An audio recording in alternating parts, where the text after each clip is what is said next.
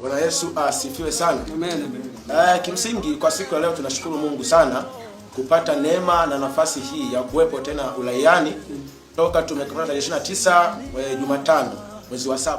Nitumia nafasi hii kuwashukuru sana ndugu zangu kikosi kazi cha Injili na hata Watanzania ama Watanganyika kwa ujumla ambao mlipata taarifa yetu tulivyokamatwa. Aidha kuna namna mlituombea na aidha kuna namna mliweza kushiriki au kusimama nasi tulipokuwa kule mahabusu.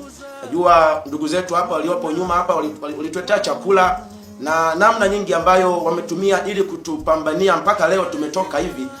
Kimsingi mimi najiona mmoja mtu ambaye sistahili kabisa, lakini kwa sababu ya upendo mwingi na maisha ambayo hata mzee wetu Mbarikiwa Mwakipesile ametufundisha ya kuishi maisha ya haki, kupendana, kuwatanguliza watu wengine na zaidi hata maisha ya haki ambayo ametufundisha. Kimsingi mimi kwa upande wangu sijutii, zaidi nashukuru Mungu sana kwa sababu mimi nachojua mwanadamu yuko duniani kwa kusudi la Mungu ili aweze kuishi maisha ya haki ambayo atapelekea mtu mwingine aweze kujisikia vizuri. Ndio maana maandiko yamesema kwamba usiopenda kutendewa wewe usimtendee mtu mwingine. Na kazi ya mhubiri yupo kwa ajili ya kufafanua ubinadamu ilikuwa ni nini. Hata kama wewe ni kiongozi wa nchi ni rahisi. Ndio maana hata Mungu kuna mahali alimwambia Kaini kwamba Kaini, ukitenda vema utapata kibali. Kwa hiyo kazi ya mhubiri si kwa ajili ya kushindana na eza kiongozi wa nchi, eza kwa kauli ambazo nasema kwamba mnapambana na serikali. Mimi niko mmoja, nitawezaje kupambana na serikali yenye majeshi yenye silaha za kila aina? Mimi mtu wa Mungu au kazi ya mhubiri ni kufafanua ubinadamu ama usawa katika jamii.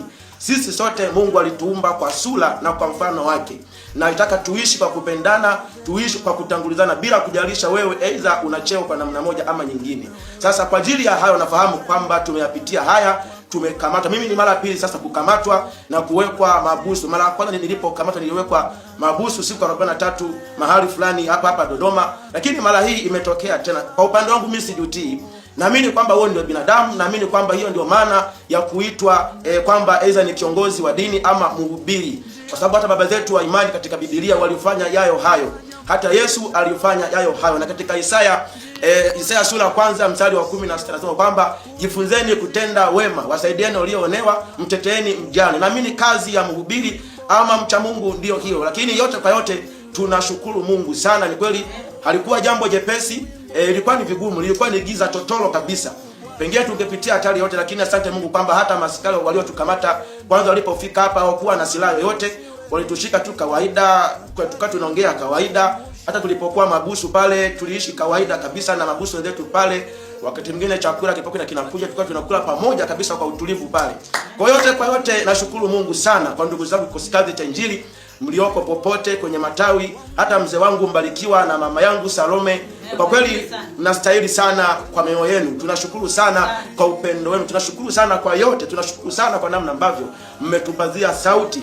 Mimi tunachowaahidi tu ni kwamba tutaendelea kusimama na wajibu kama mhubiri wa Injili ama kama ndio utumishi kwa Mungu na kama ndio ubinadamu wenyewe. Kwa uelewa kabisa, wala hatutumwi na mtu yoyote. Sisi tunatumwa na Biblia tu. Asante sana, naomba niishie hapa. Amen. Umepanda juu, gazabu inafurika. Umejifanya Mungu mtu, maonyo utakisikiliza. Kiti chako damu kimejaa, Mungu naye amekukata.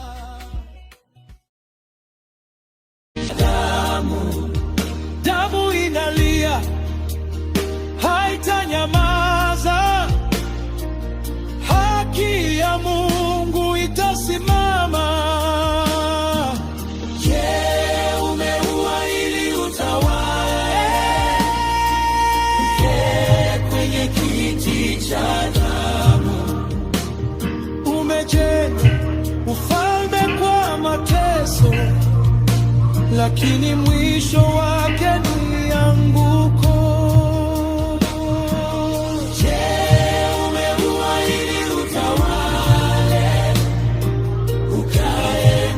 Kiti cha damu, damu inalia, haitanyamaza. Haki ya Mungu itasimama. Je, umeua ili utawale?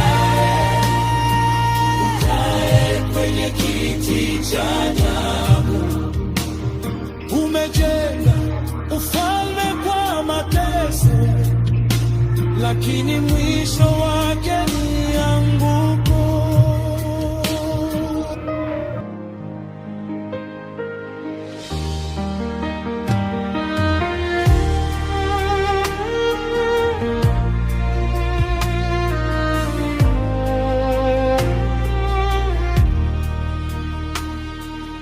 Mimi kama mjumbe wa Mungu, Mchungaji Yoram Changala, nasimama kwa zamu yangu, nahoji, nakemea na kuonya. Je, umeua ili utawale, ukae kwenye kiti cha damu? Je, umeua ili utawale, ukae kwenye kiti cha damu? Umechukua mamlaka kwa hofu na giza, sauti za watu kazinyamazisha kwa nguvu, waliopinga wakapotea kimya kimya. Haki kazikwa chini ya kivuli cha utawala. Umeteka, umefunga, wengine umeua, na wengine umewasingizia uhaini, lakini mbingu zinaona yote uliofanya. Hukumu haichelewi, iko njiani. Je, umeua ili utawale, ukae kwenye kiti cha damu?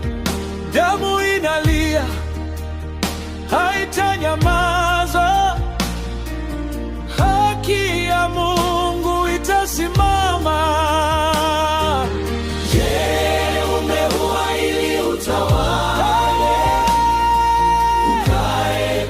Kiti cha damu. Umejenga ufalme kwa mateso, lakini mwisho wake ni anguko. Umeanguka, e Babeli uliye mkuu, makufuru yako yamepanda juu, ghadhabu inafurika. Umejifanya Mungu mtu, kiti chako damu kimejaa, Mungu naye amekukata. Mtumishi Martini naniumiza, nani atasimama ili aseme haya aliyowatumbua mzee Magufuli? Leo Tigorini umewarudisha, akina Angela Kiziga mafsadi, ila leo hao ndio wanakushauri. Enyi sisi timu ya mtandao, nawaambia ole wenu, hukumu inakuja. Samia, Kikwete, Abduli, wahusika damu hizo sweni zinawalilia.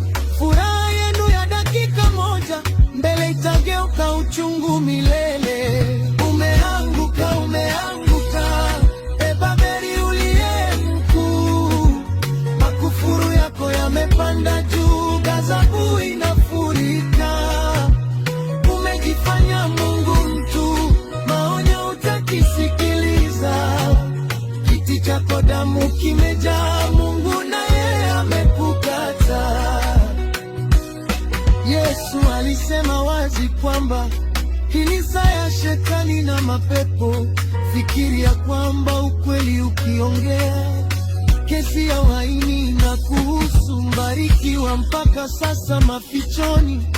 Hatari zinamwandama, Gwajima naye mashakani, kuwindwa kila mara ili apotezwe. Polepole na Mdude, ndugu zetu, hata leo matumaini hatuna. Serikali yote ipo kimya jamani, halafu mnataka turidhiane leo. Umeanguka, umeanguka, e Babeli uliye mateso, makufuru yako yamepanda juu, ghadhabu inafurika. Umejifanya Mungu, maonyo utakisikiliza. Kiti